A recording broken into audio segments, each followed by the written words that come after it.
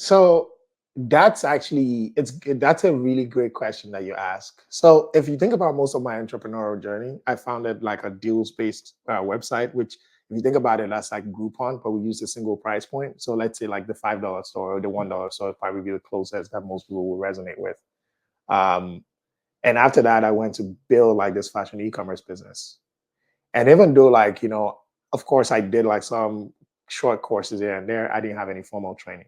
And that position, that grind, that those things that I figured out on my own was enough to get me that opportunity within the e-commerce division of a fan company, right?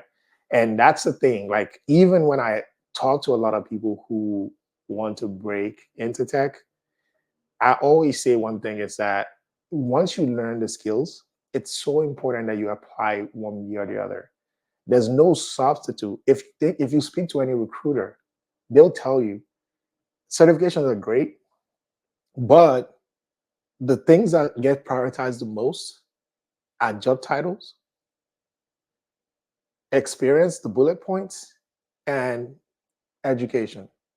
If you don't have the degree, but you have um, if you don't have the degree, but you have software engineering in four places, you're likely going to get that interview before someone else who maybe has a degree but doesn't have that experience. So you have to apply it. So, for example, in my case, it was like doing it the most hardcore way and going to start a company.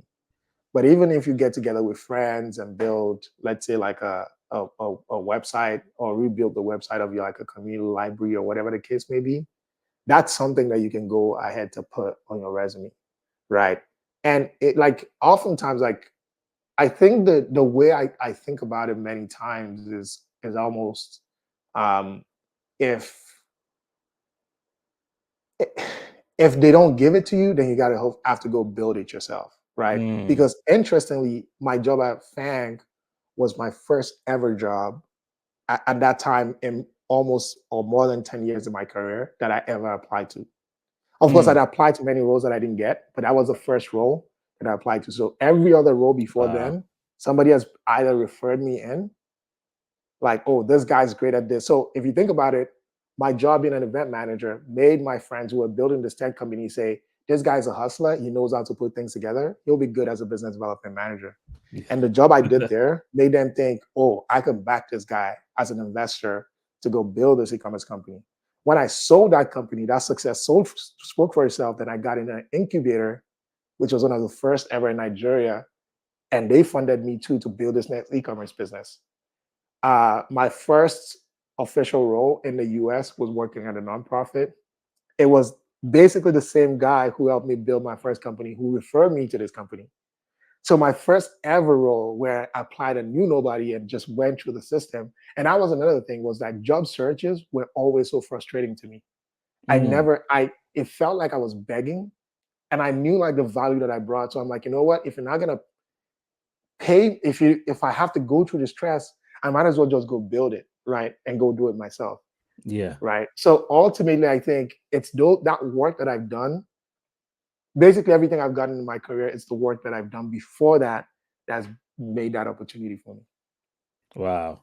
It builds on top of itself. And so that I think this whole conversation has to be around being an architect of your career, of your life, and building things that are going to be foundational for your future, right? Oh man. I'm looking at the comment section. Tech Coach Rouse says, and I also suggest whatever you build, put it out there in the public domain. Nobody cares what's in your GitHub. So put it out there for people to see. You Uh, can't say any better. yeah. Like in fact, something that I became more conscious of. So it's so interesting how we got to know was True Tie, Yeah. and a Tie is phenomenal, right? And Hmm. and the reason I say that is because I read a sales book that really put this in perspective for me. There's almost like a paradigm, right?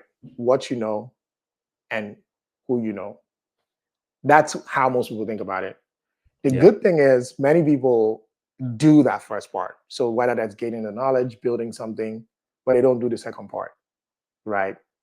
It's putting yourself out there, And that's so important. Like Mm, when you know someone, again, as I've told you, every opportunity has come from a relationship.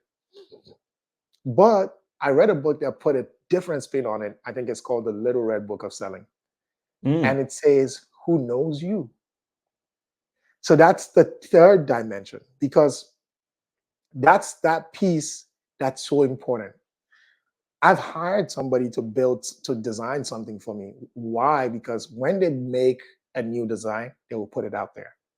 So every single time they put something out there, I'm like, wow, that's a great design. If I ever have something that I need to design, this person will do it for me.